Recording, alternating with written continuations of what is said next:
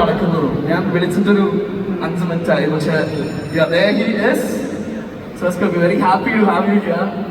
And എന്താണ് JSK വിശേഷം എന്നോട് പറയാനുള്ളത്? എനിക്ക് തോന്നുന്നു പതുക്കെ നടന്നാലും സ്ഥലത്ത് കറക്റ്റായിട്ട് എത്തിയാൽ മതി.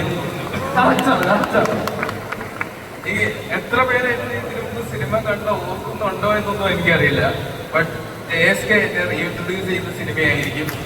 താങ്ക് യു സുരേഷ് ചേട്ടാ, താങ്ക് യു പ്രവീൺ ചേട്ടാ.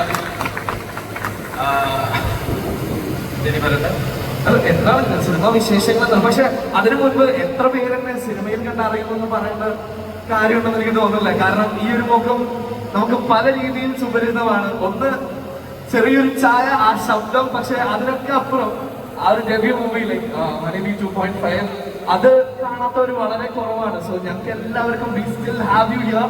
പക്ഷെ ഇപ്പൊ പറഞ്ഞ പോലെ this is going to be your comeback. We are all waiting. അപ്പോൾ എങ്ങനെയായിരുന്നു ആ എക്സ്പീരിയൻസ് JSK? എനിക്ക് ഭയങ്കര എന്നെ ഇതിലേക്ക് ചൂസ് ചെയ്തത് പ്രവീൺ ചേട്ടൻ ജെയിംസ് എന്ന് പറയുന്ന റൈറ്ററാണ്. എനിക്ക് എന്താ പറയുക, സുരേഷ് ചേട്ടൻ്റെ പടം എന്ന് പറയുമ്പോൾ അതിലേക്ക് വിളിക്കുക, എനിക്ക് കഥ പോലും ഞാൻ ചോദിച്ചിട്ടില്ല. ഞാൻ പറഞ്ഞു പ്രവീൺ ചേട്ടൻ, ഞാൻ ഉറപ്പായിട്ടും എനിക്ക് അത്രയും സന്തോഷം.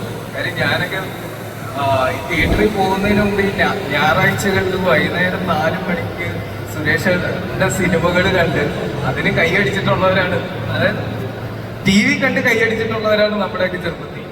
സുരേഷ് ചേട്ടൻ്റെ കൂടെ സ്ക്രീൻ സ്പേസ് ചെയ്യുക, സ്ക്രീൻ ഷെയർ ചെയ്യുക, അതൊക്കെ എന്ന് പറയുന്നൊരു സ്വപ്നമാണ് എനിക്കൊന്ന് ഏതൊരു ആക്ടറിനെ. അപ്പം സോ ലക്കി. ഇത് എനിക്ക് തോന്നുന്നു എൻ്റെ ക്യാരക്ടർ നന്നായിട്ട് വന്നിട്ടുണ്ട്, നന്നായിട്ട് എനിക്ക് ചെയ്യാൻ പറ്റിയിട്ടുണ്ടെന്നാണ് എൻ്റെ ഒരു വിശ്വാസം. ഇൻഷാ അല്ലാഹ്.